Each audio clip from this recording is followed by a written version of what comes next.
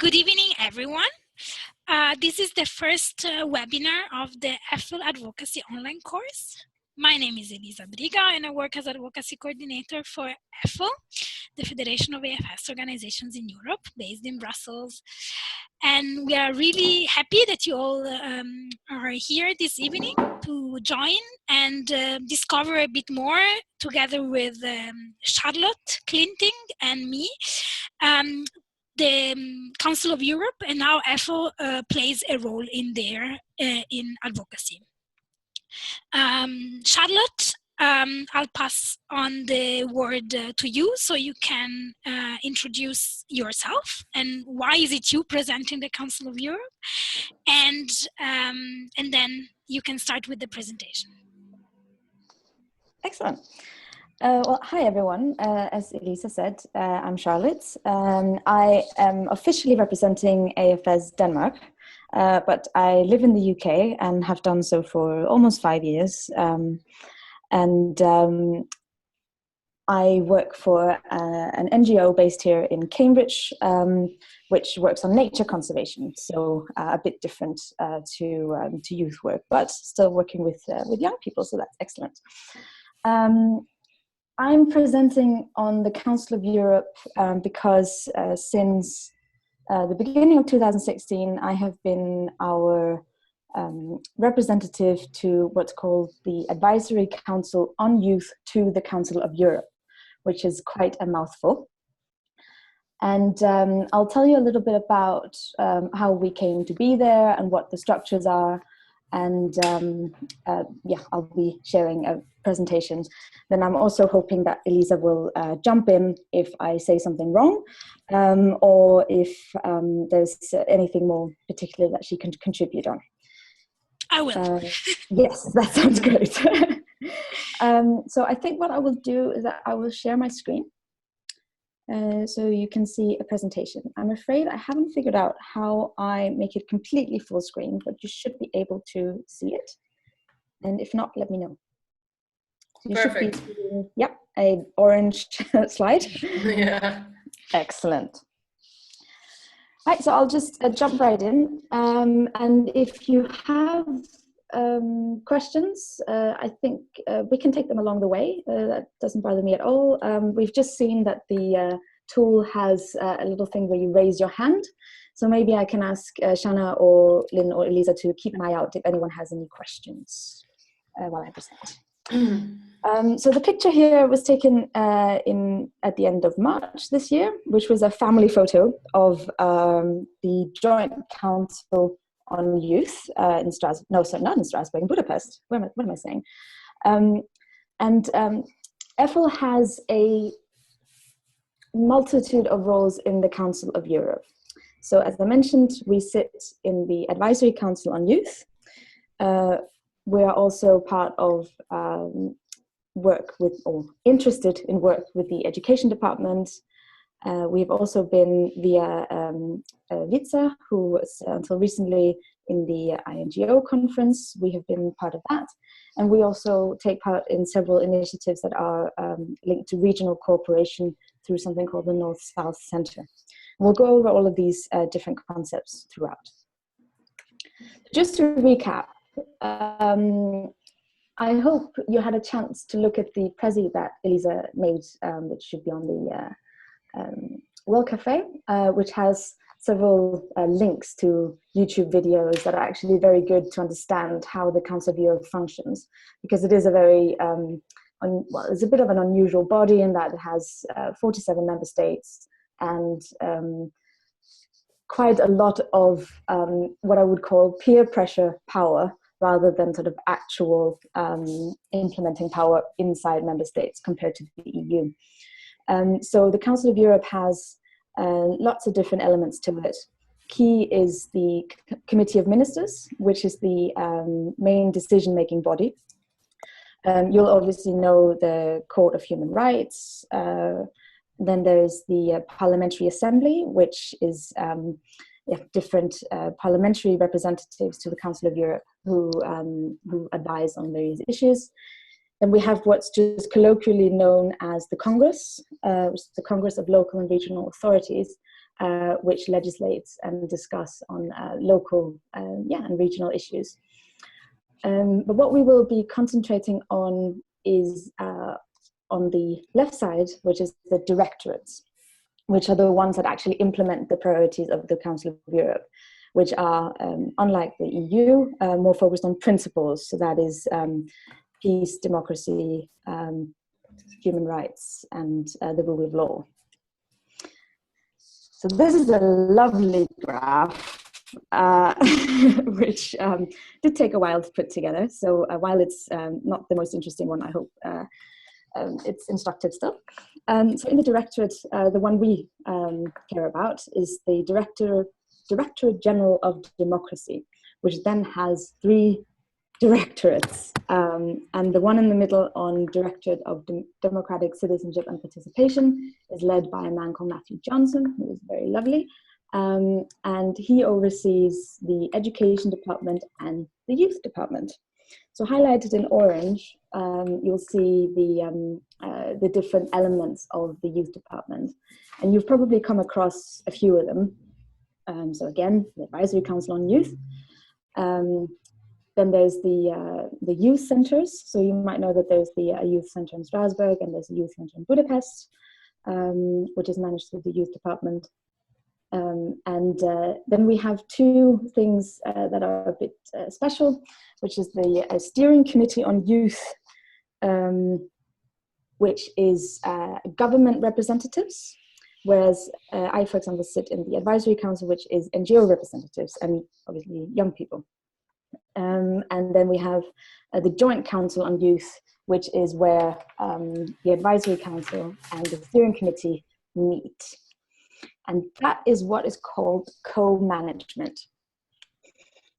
So we have a very unique system where youth and government are co-decision makers in the Council of Europe, which doesn't exist anywhere else. And I don't actually think it exists anywhere else in the Council of Europe itself. So it's something that they're very proud of, and they want everyone to strive towards. And it does have its issues. It's not perfect, but it is definitely better than not being consulted. So the AC, that's what I'll call it from now on, is in itself, it's made up of 30 people. 20 of them are nominated through the European Youth Forum, and 10 of them are nominated by the Secretary General. And the 20 is where we are elected through. You've seen I've put a little bit of math, so 13 plus 7. That means there are 13 representatives from international organizations, including EFIL, and 7 representatives from national youth councils. And it's quite competitive election, and they're done a year in advance. So I was elected in 2015 to start in 2016, and EFIL is up for re-election again next week for the mandate starting in January. So that's very exciting. And yeah, it's very odd to be in the middle of a mandate and then have to be elected again, but oh well. So no matter what happens next week, I still sit on the advisory council until the end of the year. So we have 2 meetings a year, 2 statutory meetings, one in the spring and one in the autumn. So we were just in Budapest, and in the autumn we are in Strasbourg again. And I wrote at the bottom there that we are both a target and an avenue for lobbying. And this was an interesting point, which happened to me, I think, just after my first meeting.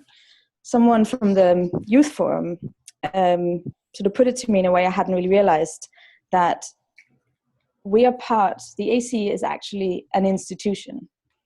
We are not, a lobbying organization. We have actually become the target of lobbying. So people lobby towards us because we are able to sit in the room with government and decide on various priorities, which is a very different hat to wear. So that's a different way of doing advocacy for EFIL. So another lovely diagram. I hope you were appreciating my diagrams. is that this, I'm just trying to illustrate what co-management looks like. And like I mentioned, we have the government partners, we have the advisory council, and together we form the Joint Council on Youth. The abbreviations, I'm afraid, are in French. Yes. So, which is very odd. So, Conseil Mixte de Jeunesse is the Joint Council on Youth. And all decisions in the council, in the Joint Council, have to be taken by consensus. So if one member state or one member of the advisory council abstain or disagree, then the decision is not passed. Each body has its own bureau, which is just another way of saying a board. And there are 5 members in each board, and they together then again form a joint bureau who manage the different meetings. They meet in between the statutory meetings. So while we have the big meetings in spring and autumn, the joint bureaus meet in summer and winter. So there's always a lot going on.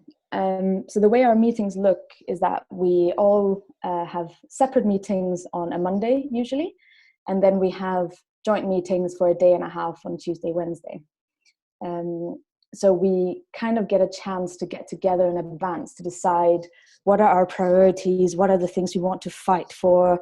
In general, youth are always much more prepared than the government is, which is a little bit frustrating. Then we have, below that, we have the Programming Committee on Youth, which is kind of set up in the same way that the AC and the CDJ nominate people to sit on the Programming Committee. And they establish and monitor the program of activities of the European Youth Foundation. So, for example, a lot of the funding we get for EFIL comes through the European Youth Foundation, and it's decided on by the AC and the CDJ together. So that's another important function of this body. So the way that we work is our priorities are aligned with what's called the Agenda 2020, which was naturally made when 2020 was very fashionable as a way to plan and strategize. So that was linked to social inclusion, diverse societies, and democracy and human rights. And each year we reevaluate the priorities and we sort of repackage them. So in 16-17, we decided, well, I didn't because it was a previous mandate, that the different priorities should be advancing democratic citizenship through innovative forms of participation, autonomy of young people and their access to rights, and lastly, promoting inclusive and peaceful societies. And the way we decided to work to make it as efficient as possible is that each of the 30 AC members have what we call dossiers or portfolios, where we have distributed some areas of responsibility, because we do realize everyone in the AC are naturally busy with their own lives and can't do everything or take part in everything or read everything. So we work along these PFGs, which is Priority Focus Group. So I am part of the number 3, which shouldn't surprise anyone. I currently oversee the portfolio on intercultural dialogue and peace building, which is a little bit vague, but there are some really cool activities along within that dossier. So another example is that someone has the responsibility for managing our relationship with the Congress, or doing regional cooperation with Russia and Ukraine, or are part of different drafting groups. So we just divide up the responsibility and then have quite a lot of Skype meetings along the way. Okay, so the way we work is that in the PFGs, we have these sort of smaller groups, so we don't have to CC 30 people when we inform others what we're doing. we have set out a work plan for ourselves, and between each meeting, we follow an action plan that we agree on. And that then feeds into how we decided on the priorities for 1819, which are, I'll admit it, they're basically the same as the ones we have now, but they are a little bit different in that we want to focus more on youth rights and on youth work and participation by actually saying those words rather than sort of putting them in under other headings. And inclusive and peaceful societies, you'll be happy to know, it just basically hasn't changed at all. And that is meant to help us evaluate how we go forward in the Council of Europe's Youth Department. And we're meant to be drafting our Agenda 2030 very soon. So we've just approved a roadmap to evaluate how we've done so far in the 2020, and we'll be entering the process of going forwards within the next few months, or definitely next year. So what do we actually do? Is something we're asked a lot, and I think we ask ourselves that a lot of the time as well. But it boils down to promoting the inclusion of youth perspective in all relevant areas of policy that concern youth. So if we're talking about anything related to mobility or education, then we will be there saying, have you thought about how you will enable this for young people? We're also sort of advocates of co-management. I can see, I think it might be some hands, but I think I'll just finish this slide and then we can take some questions. So as I mentioned before, they're very proud of co-management as a system, and we should also advocate that other bodies, institutional bodies, work the same way. We also do a lot of external representation. Just in the square in the corner of the slide, you can see in 2016, we had 148 missions. So that is, yeah, I don't even know. Impressive. Yeah, quite impressive. So for 30 people, we were all abroad, in total 148 times for different meetings or events. On average, we've spent each 256 hours, which includes travel, which is 6.4 weeks per person on work for the AC. So an average active member, that is what they have done. So it's a very busy institution, but it's also because we have a lot of very active and engaged people. So another thing we do in between the meetings and during them is that we also write and comment on various drafts of documents and resolutions and recommendations. We have a gender rapporteur, we have a Roma rapporteur, who ensure that those issues are kept fresh. And I've written that we keep government on their toes. And what I mean by that is that because we're young people, we kind of get a bit more freedom. We are allowed a little bit more, I mean, not completely because it is still a political body, to say what we want.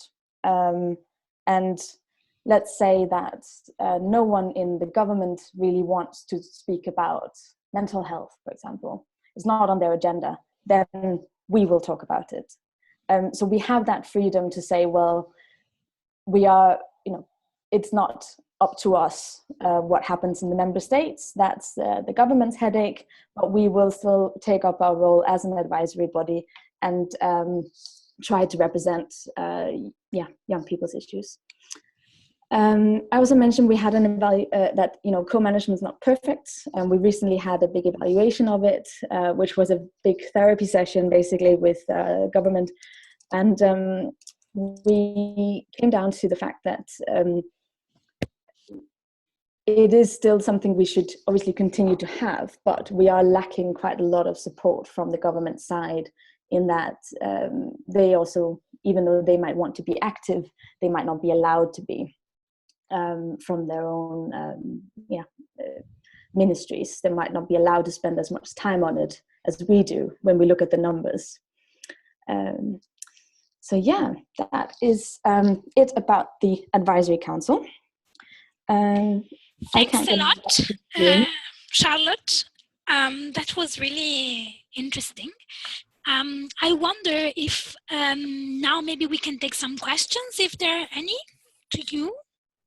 Yes, please do. Well, yeah, thank you, Charlotte, so much for your presentation. It was really, really complete, I think. So I'm really impressed by the fact that you have made out 148 missions. So basically, can you give us a little bit example of what type of missions there were, like the most impacting one, and maybe if you participate on it, and in which way they have allowed youth people to get access to their rights? Oh, that's a big question. So because there are 148, it's very difficult to say which have been the most impactful. But for me personally, as an advisory council last year, we brought up the issue of refugees, and especially refugees who are minors when they arrive to Europe and are then protected under certain rights of minors, unaccompanied minors, then enter into a transition of adulthood where they're not protected, and that's a key issue for the advisory council. Something we want to keep pushing. Totally. Last year, we were able to do a refugee seminar where we invited young people who are in that transition period in life, and that was very, very sobering and an incredible seminar where the impact of the recommendations that came out of that have now, they then fed into a debate in the Joint Council where we wanted to debate how we get governments to ensure those rights of refugees in transition. And then now at our meeting in March, we pushed very hard against everyone in government to start drafting a recommendation that would go to the Council of Ministers. And government really did not, the representatives, they really didn't want that. But we had so much backing from the activities last year that we think it has actually, we might actually have succeeded in starting that process. So that has had a very big impact. But things are slow in this kind of environment. And it's not the best way to protect, the people here and now. We also have the issue in the AC that government representatives have a tendency to think that, oh, you guys, you represent all youth in Europe. And we're like, no, we represent a very privileged group in Europe. We don't represent unorganized youth. We represent people who have the capacity to be part of this. So we hope that in the future we'll try to get more reach. Things are slow, but that's one example I can come up with. I'll be happy to share some more later maybe. And maybe you can also share the presentation to us. You get it all. Yeah. Okay. Yeah, don't worry about that. Thank you so much, Charlotte. No problem. Good. Is there any other question on the Advisory Council?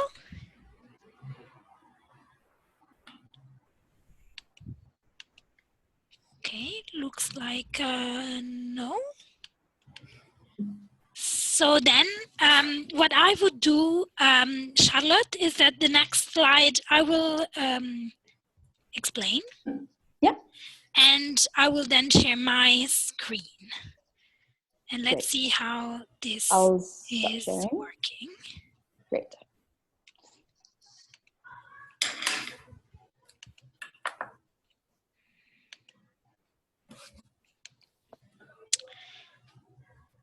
Can you see my screen?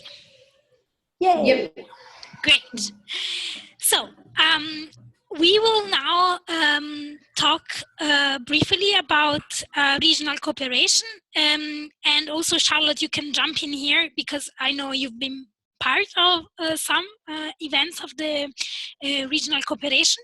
The regional cooperation is also under the Director General of Democracy, and it's overviewed by the North-South Center, which is based in Lisbon. The idea is to make Europe connect with the other regions of the world and develop youth work and youth policies in the other regions of the world.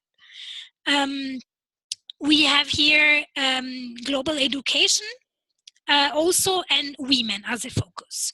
So there's not only youth cooperation, but also a wider scope.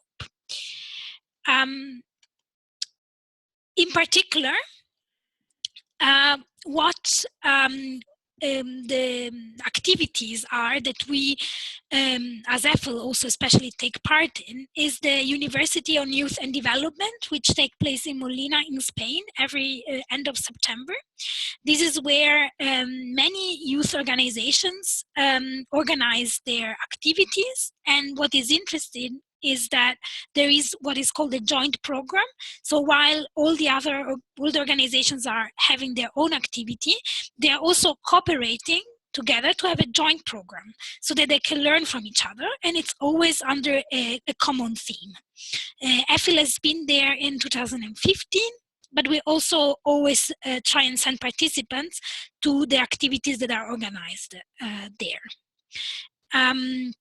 The Africa University in Nairobi is also another activity, and the Mediterranean University that takes place in Tunisia every June, which focuses on structured participation in democratic processes.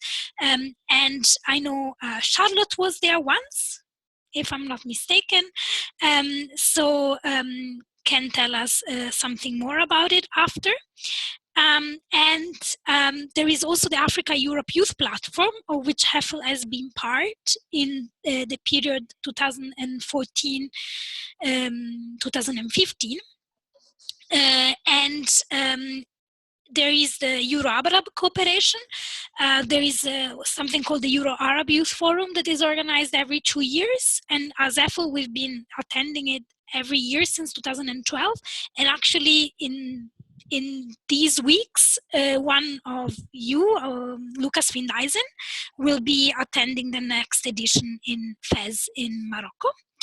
And also there is the Euromed network, which is an initiative that has just begun, that also Charlotte can tell us a bit more about. Charlotte will, she'll figure it out.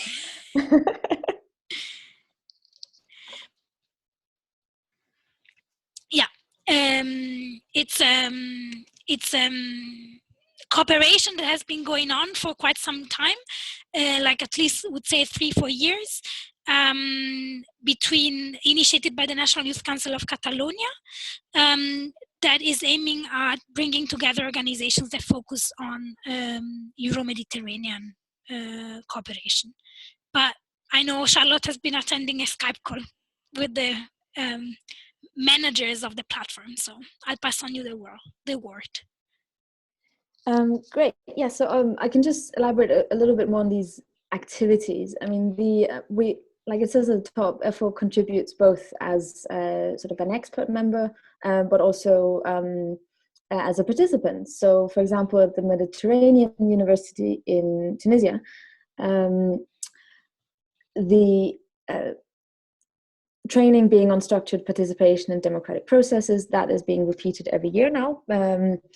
It was I was just there as a participant, and it was a really, really great training. And if we get to send more people, I can really highly recommend it, because it's in the Mediterranean cooperation. It's very much focused on participants from North Africa and Middle East and Southern Europe.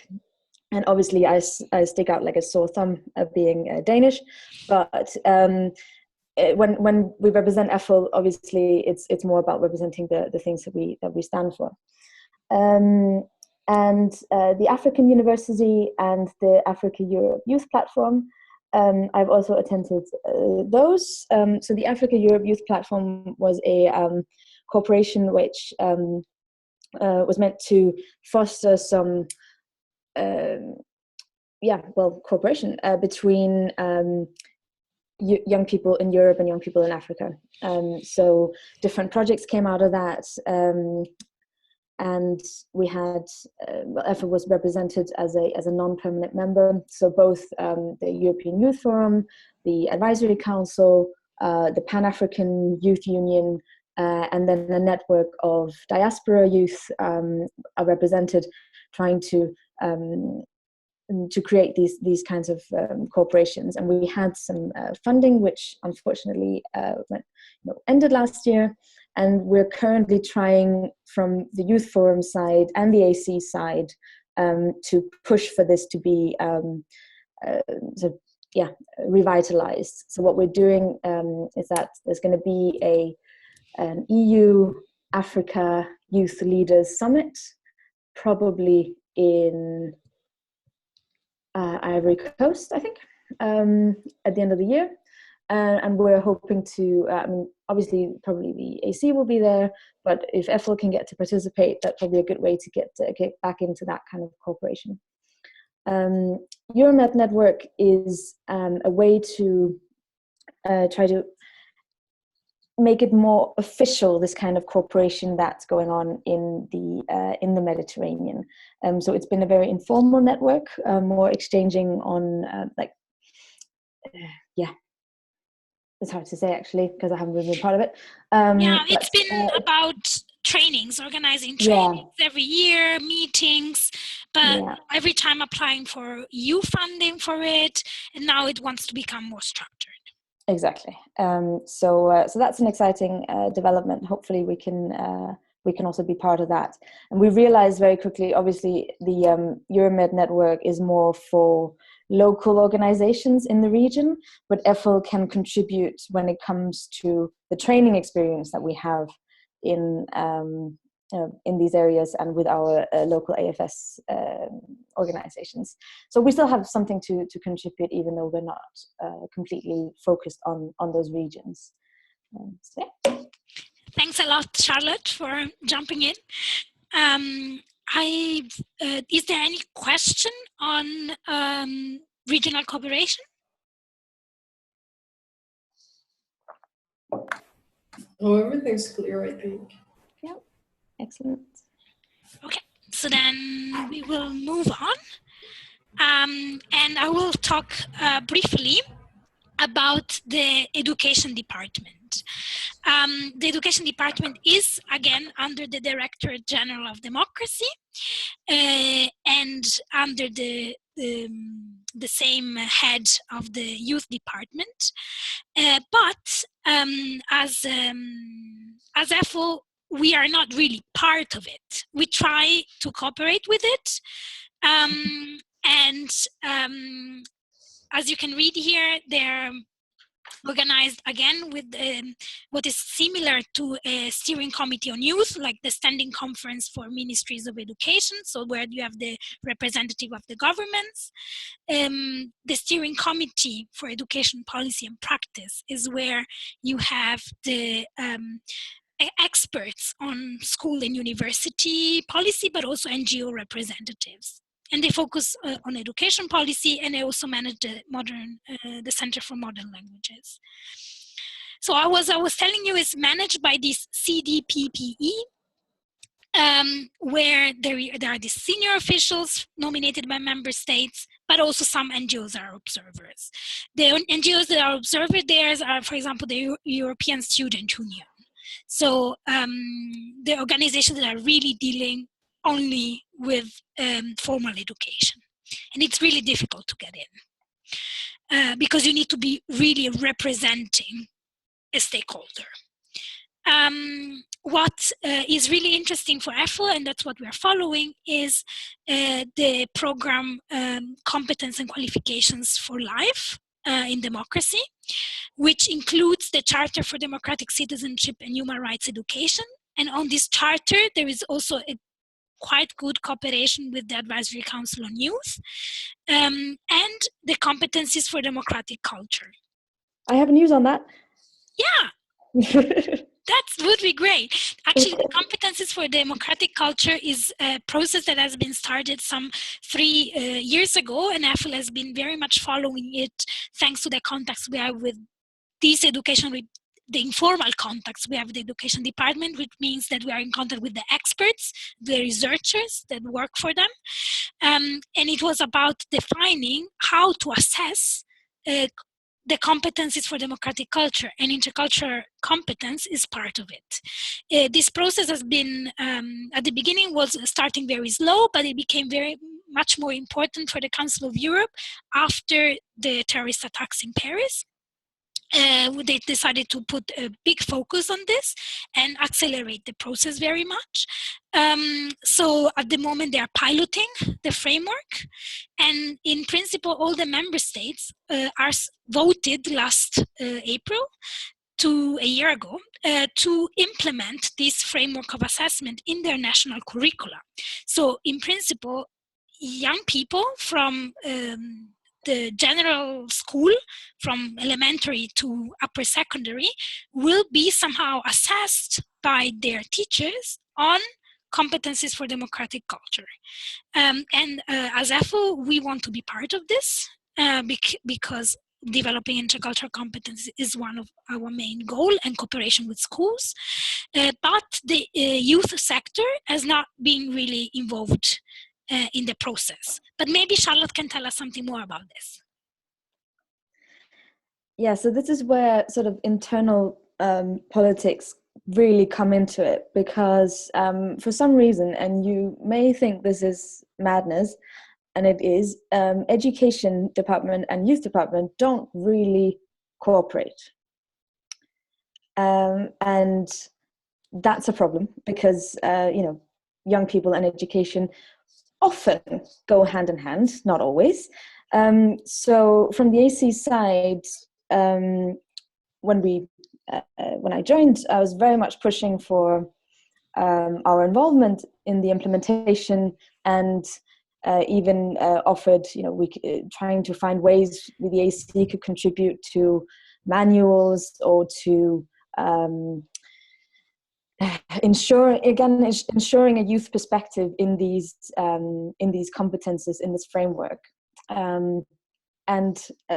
Basically, at first I got other colleagues were basically told, like, no, mind your own business, and I then had several exchanges with Matthew Johnson, and he very much believes that we should be a part of this. So I now have his word, minuted, that the AC will be invited to the next conference on this in October, which is where the competences will be formally adopted after the pilot process. So that's very good. Hopefully we'll be involved leading up to it as well. I'm cooperating with the two people from the AC who are linking with the education department in general. I'm kind of hoping that this kind of process will help us to work with the education department in general, because it hasn't been the easiest process, but that's positive. So it only took a year, but yeah. It's only a year, it's nothing. Yeah. This is indeed very good news, and thanks, Charlotte, for really bringing in the EFIL objective during your AC mandate, because indeed our objective was to play a role in the implementation of these assessment of competencies for democratic culture that include very much intercultural competencies. To finish up with the education department, there is also a big program for teacher training, which is called Pestalozzi, and we liaise with it because, as you might know, AFS International has in the last 2 years very much a focus on school relations, and also in teacher training on intercultural competencies. And some people from AFS International has also been trainer at the Council of Europe training for teachers. So we have contacts with that sector as well. Are there any questions on the cooperation with the education department? Or the lack of cooperation with the education department?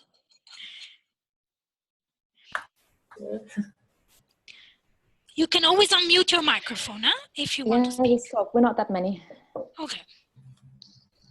So just... I'll then go on. Yeah. Okay. So last part of the cooperation we have with the Council of Europe. So we go back to the general scheme of the Council of Europe. So we are not focusing on the directorates anymore. We go back to the big picture.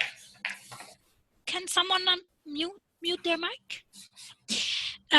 We go back to the big picture and we see the conference of INGOs here.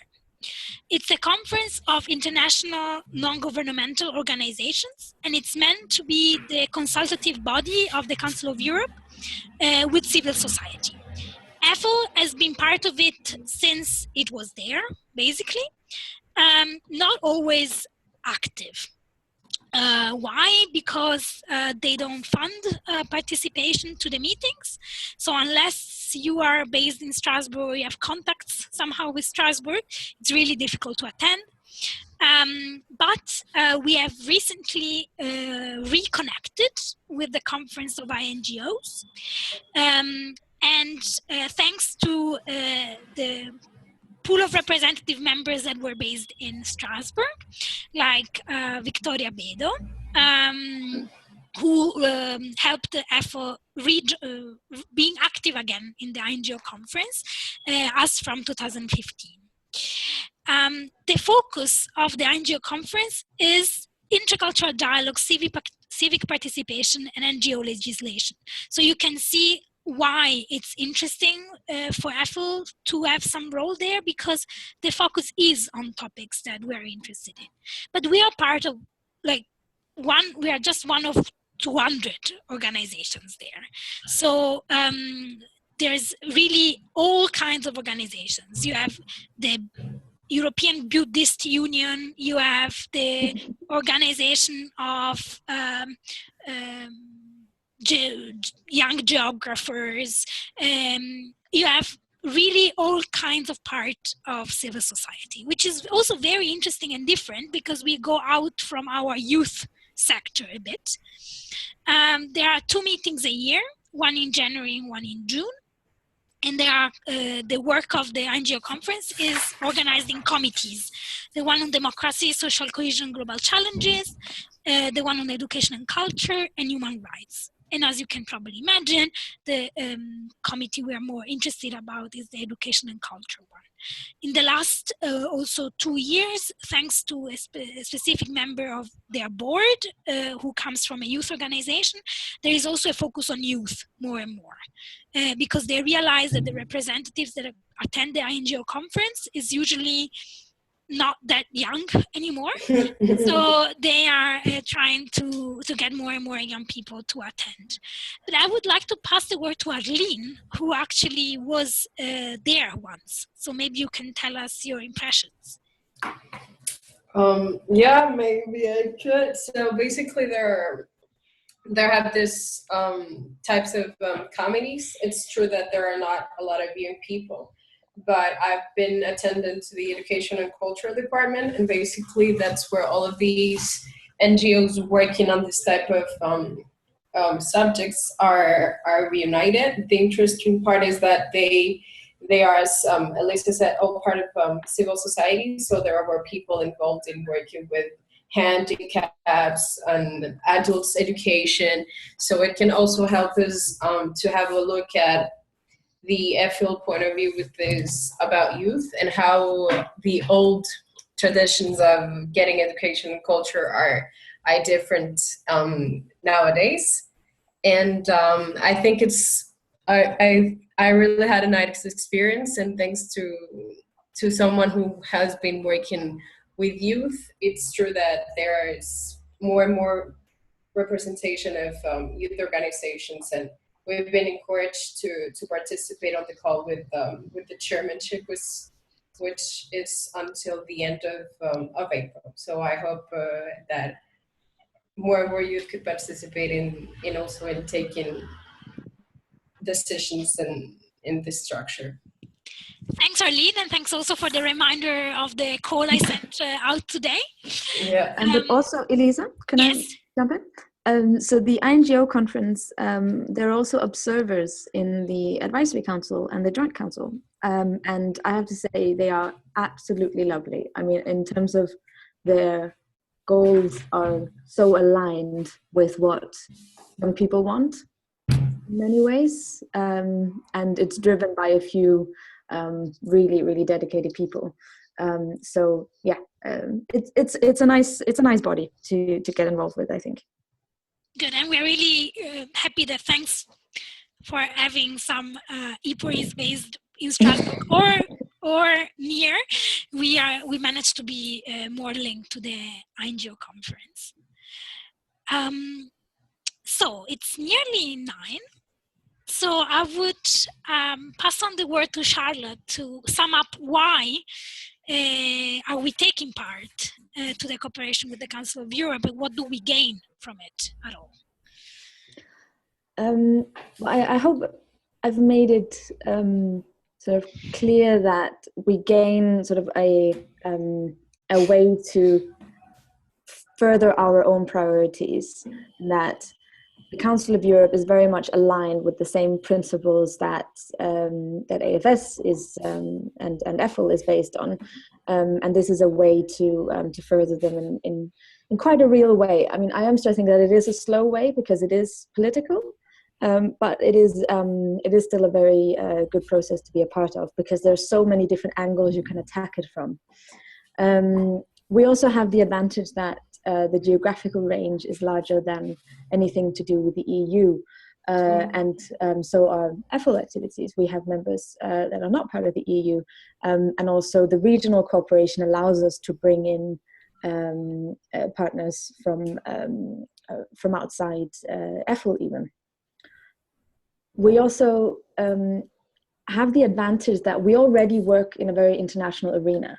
So it doesn't matter that I'm a Dane going to do something in Mediterranean cooperation, because we are sort of used to being part of this multicultural scene.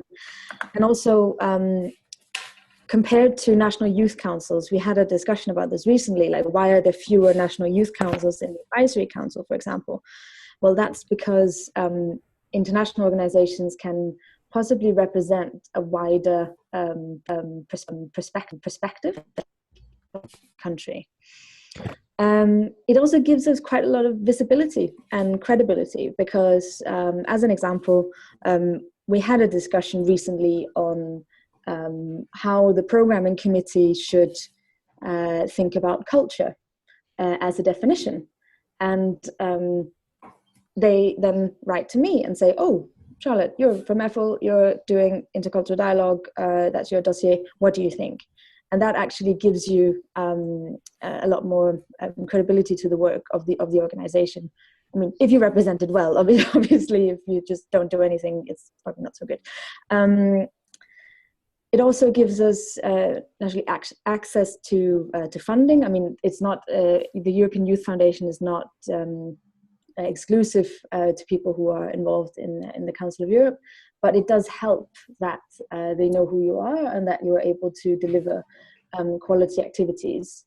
So, for example, I recently saw in the evaluation of the 2020 agenda, there was highlights of the Council of Europe or the Youth Department have, in cooperation with EFIL, implemented a number of activities on a certain subject. And that is, that's a very good nudge to get as an organization. Wow. So yeah, that's really excellent to see. It's a very rewarding area to be in, because you do feel like you're going a bit further than in EU activities. I find when you have a much wider membership. I think that's it from me. Yeah, please, fire away with questions if you have any. Thanks a lot, Charlotte. I think you really summed it up really well on why we're there, and also really gave good examples of what it means to have visibility, even if the work of the Council of Europe is not only about intercultural dialogue, and intercultural dialogue is many times understood much wider than what we as EFIL understand it, because it's not only about intercultural exchanges and mobility. It's much wider. It's about refugees, it's about peace building. But still, by being there, by being visible, we show our expertise, and we show also that we are a reliable organization. And this has a lot of meaning. It does. And what I would actually add is that, so when we have these meetings, I mean, I'm quite a vocal person. Those people who know me will agree. And when we discuss things that have, very little to do with what EFIL actually does, that doesn't matter, because once we are, in the AC meetings and there as a member of the AC, I'm not there only as EFIL. It's also about your, in general, how you're able to provide input on lots of different things. And it's been a very steep learning curve for sure. But yeah, that's it. Good. So, any final question from anyone of you? Is everyone going to the seminar in May? Or I don't know. If everyone is coming, of the people here attending, I would say yes, but Ugur and Tinka. Okay, so we'll see Charlotte then. Okay. Sure. Good. It was really nice to have you all here. Also that you could finally hear my voice, Charlotte's voice, maybe everyone's voice. And we wish you a nice evening, and hope to see you again on the 25th of April at 7, not at 8. We have the next webinar about EFIL and the European Union. Thank you so much. Thanks everyone. Thank you, Elisa. Thank you. Bye. Thank you, Charlotte. Bye. Bye. Have a nice